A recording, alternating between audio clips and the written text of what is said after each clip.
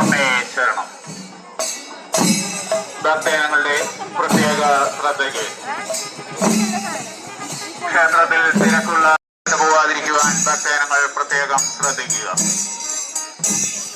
കൈക്കുഞ്ഞുങ്ങൾ കൂട്ടം തെറ്റി പോവാതിരിക്കുവാൻ രക്ഷിതാക്കൾ ശ്രദ്ധിക്കുക. കൈക്കുഞ്ഞുങ്ങൾ കൂട്ടം തെറ്റി പോവാതിരിക്കുവാൻ രക്ഷിതാക്കൾ പ്രത്യേകം ശ്രദ്ധിക്കുക. അമ്മയുടെ പൂരമഹോത്സവത്തോടനുബന്ധിച്ച് എത്തിച്ചേർന്ന മുഴുവൻ ഭക്തജനങ്ങൾക്കും ദേവസ്വം അന്നദാനം ഒരുക്കിയിട്ടുണ്ട്. അമ്മയുടെ പൂരമഹോത്സവത്തോടനുബന്ധിച്ച് എത്തിച്ചേരുന്ന മുഴുവൻ ഭക്തജനങ്ങൾക്കും ദേവസ്വം അന്നദാനം ഒരുക്കിയിട്ടുണ്ട്. ദേവസ്വം ശ്രീശൈലം ഹാളിൽ അന്നദാനം തുടങ്ങുകയായി.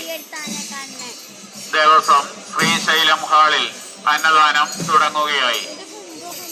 ക്ഷേത്രത്തിന് പടിഞ്ഞാറ് ഭാഗത്തുള്ള പ്രത്യേക ക്യൂ സ്റ്റാൻഡിലൂടെ മാത്രം ഭക്തജനങ്ങൾ അന്നദാന മണ്ഡപത്തിലേക്ക് പ്രവേശിക്കേണ്ടതാണ്. ക്ഷേത്രത്തിന് പടിഞ്ഞാറ് ഭാഗത്തുള്ള പ്രത്യേക ക്യൂ സ്റ്റാൻഡിലൂടെ മാത്രം ഭക്തജനങ്ങൾ അന്നദാന മണ്ഡപത്തിലേക്ക് പ്രവേശിക്കേണ്ടതാണ്. അന്നദാനത്തിലേക്കും പൂരമഹോത്സവത്തിലേക്കുമുള്ള